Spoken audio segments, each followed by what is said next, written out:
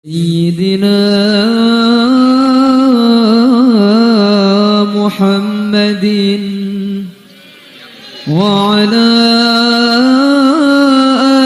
آل سيد. Tahu nggak Bu Pak, saat Nabi SAW Isra wal Mi'raj, saat Isra wal Mi'raj, Nabi SAW ketemu sama Allah. Yang pertama kali Nabi SAW masuk, assalamualaikum warahmatullahi wabarakatuh. Saat melangkahkan kakinya lalu membaca at-tahiyatul mubarakatuh salawatut thayyibatulillah. Tatkala membaca hal tersebut Nabi sujud kepada Allah saat di hadapannya. Kenapa Allah ciptakan Rajab, Sya'ban, Ramadan? Karena di bulan Rajab ini Allah akan ampuni umat Nabi Muhammad SAW, berkah daripada doa Rasulullah SAW. Saat itu datang bulan Sya'ban, saat itu bulan Sya'ban datang, kita akan berjumpa dengan bulannya Nabi Muhammad SAW. Kenapa di bulan Rajab ini kita diampuni? Karena Allah tidak ridha melihat umatnya Nabi Muhammad masuk ke dalam bulan kekasihnya dalam keadaan penuh dalam dosa.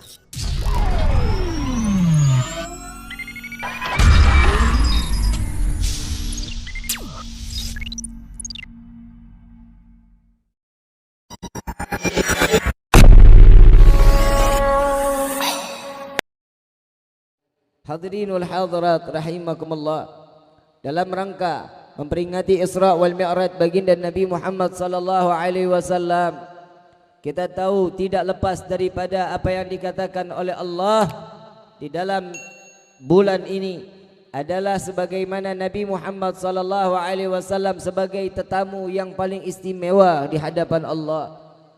Apa yang Nabi sallallahu alaihi wasallam bawa oleh-oleh dari Nabi sallallahu alaihi wasallam, yaitu yang dikatakan adalah salat. Saya mau tanya dulu nih, udah salat Isya apa belum? Kapan? Yang jawab mak-mak doang. Pak, salat Isyanya udah belum? Ada yang jawab udah, ada yang jawab belum. Salat wajib enggak? Salat wajib enggak? Udah tau wajib lo belum? Salat ya? Salat ya? Orang yang meninggalkan salat wajib dengan keadaan sengaja, mau tahu dosanya mau? Udah tahu belum dosanya? Makanya berani ninggalin salat kan? Tapi bukan orang Mekarsari, bukan. Yang hobinya ninggalin salat mah orang Jakarta. Saya tanya, Bapak Ibu aslinya mana? Mekarsari. Hukuman orang yang meninggalkan salat wajib dengan keadaan sengaja sama seperti dia berzina. Setelah dia berzina, istrinya dalam keadaan hamil dan teraniaya, lalu keluar anaknya. Setelah dikeluarkan anaknya lalu dibunuh, dosa besar di hadapan Allah Subhanahu wa taala. Orang yang meninggalkan salat tanpa udzur dengan sengaja, maka siksaannya tidak akan pernah berhenti sampai yaumil qiyamah. Naudzubillahi min. Bib, apa bib hukumannya orang yang meninggalkan salat? Di alam kubur apa yang ia dapatkan? Di alam kubur ada namanya ular yang disebut Sujaul Aqra. Kenal Sujaul Aqra? Udah kenal belum? Ya udah tinggalin sholat ntar kenalan. Namanya Sujaul Aqra. Mukanya sama hampir persis dengan iblis. Gigi bawahnya sampai kepada hidung panjangnya. Gigi bawah, gigi atasnya terus sampai kepada dagunya. Kupingnya dalam keadaan yang sangat amat tinggi dan tajam. Buntut daripada ular tersebut seperti mata bor, ujung daripada mata bor dengan begitu tajamnya. Ular ini akan mendatangi orang yang tidak salat, yang meninggalkan salat satu kali dalam keadaan sengaja. Dia pernah meninggalkan salat, maka ular tersebut akan mendatanginya dan mengatakan, Assalamu alayka ya ahlan nar. Salam kepadamu wahai penghuni neraka. Lalu tidak banyak bicara, ular tersebut Sujaul Aqra menembuskan daripada buntutnya dan masuk sampai daripada duburnya, keluar sampai ke dalam mulutnya. Setelah itu dililit daripada Sujaul Aqra, lalu dihempaskan ke bumi. Hancur berkeping-keping jasad kita dengan kedalaman hempasan 7 kilometer. Hancur, jasad kita hancur sangat luar biasa. Lalu dikembalikan lagi oleh Allah Subhanahu wa taala, dibuat utuh lagi daripada jasad kita. Lalu Sujaul Aqra terus akan mentimpa kita dan membanting kita di bawah tanah tersebut selama datangnya yaumil qiyamah. Na'udzubillahi min. Makanya jangan main-main sama salat. Kalau dulu Nabi SAW, saya mau tanya di sini, kalau mau salat pernah enggak diludahin? Pernah? Orang mau jalan ke masjid diludahin pernah? Nabi Muhammad SAW sudah melaksanakannya dan sudah merasakannya. Kita saat lagi sujud enggak pernah lagi namanya kotoran menimpa kepala kita. Nabi SAW sudah menerimanya. Nabi SAW setelah daripada acara majlis ta'lim, keluar dari tempat majlisnya dilempari kotoran, dilempari batu sampai gigi rahangnya belakang pecah. Nabi SAW telah merasakannya. Di dalam satu riwayat, tatkala Nabi SAW dalam keadaan saat menjadi imam, Sayyidina Umar bin Khattab persis ada di belakang Rasulullah SAW. Tatkala dalam keadaan rukuknya, di dalam rukuk terdengar daripada suara gemertak.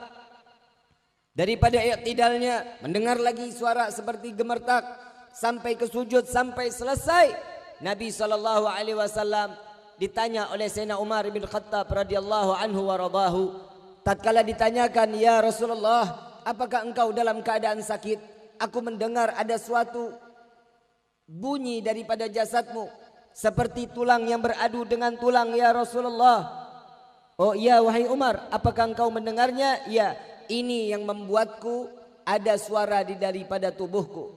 Begitu diangkat daripada kainnya Nabi SAW, dibuka daripada ganjalan perutnya, satu batu yang keluar daripada kain Rasulullah SAW. Lalu Sayyidina Umar menangis karena tahu di zaman saat itu ahli Arab, tatkala dia tidak makan satu hari, satu batu yang mengganjal daripada perutnya, satu batu keluar daripada kain Nabi, dua batu keluar, tiga batu, sampai pada 7 batu. Sayyidina Umar bin Khattab mengatakan, ya Rasulullah, sudah 7 hari engkau tidak makan, sudah 7 hari engkau tidak melakukan ma'asupan untuk jasmanimu. Mengapa engkau tidak meminta kepada kami?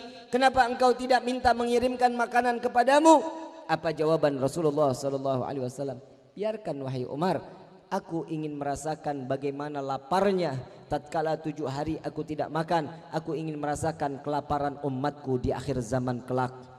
Nabi Muhammad SAW, kita sampai detik ini 7 hari 7 malam enggak pernah kita enggak makan. Sehari minimal 3 kali pasti kita makan. Kenapa kita tidak pernah berpuasa selama 7 hari 7 malam? Karena Nabi SAW telah menalangi daripada apa yang telah akan disiksa kepada kita. Nabi Muhammad SAW yang telah memberikan dari ujung rambut sampai ujung kaki diserahkan kepada Allah untuk umat Nabi Muhammad SAW. Di bulan Rajab yang kita kenal adalah bulannya Allah. Nabi SAW di dalam hadisnya, Ar-Rajab syahrullah wa Sya'ban syahri wa Ramadan syahrul ummati. Rajab adalah bulannya Allah Subhanahu wa taala. Tatkala setiap hamba yang berdoa, beristighfar, memohon ampun, bertaubat kepada Allah, maka taubatnya akan diampuni oleh Allah Subhanahu wa taala. Jika seseorang di bulan Rajab ini berbuat dosa, maka 10 kali lipat akan Allah berikan azab tersebut, 10 kali lipat dosa yang akan ditempelkan kepada umat Nabi Muhammad SAW. Na'udzubillahi min. Kenapa di bulan Rajab ini tidak ada dibolehkan di dalam peperangan? Gak boleh ada peperangan di bulan Rajab. Gak boleh saling bunuh di bulan Rajab. Gak boleh namanya menyakiti hati orang di bulan Rajab. Karena penghormatan kepada Allah Subhanahu wa ta'ala sebagai pemilik bulan yang penuh rahmah dan maghfirah. Bulan yang penuh dengan kasih sayangnya Allah. Bulan yang dimana Allah Subhanahu wa ta'ala menebarkan daripada ampunannya. khusus kepada umat Nabi Muhammad sallallahu alaihi wasallam. Saya mau tanya, tapi tolong angkat tangan. Yang jawab, saya kasih duit 1 juta. Mau enggak? Mau? Mau duit? Mata duitan loh. Mau duit mau? Tunjuk tangan yang hari ini enggak bikin dosa. Tunjuk tangannya.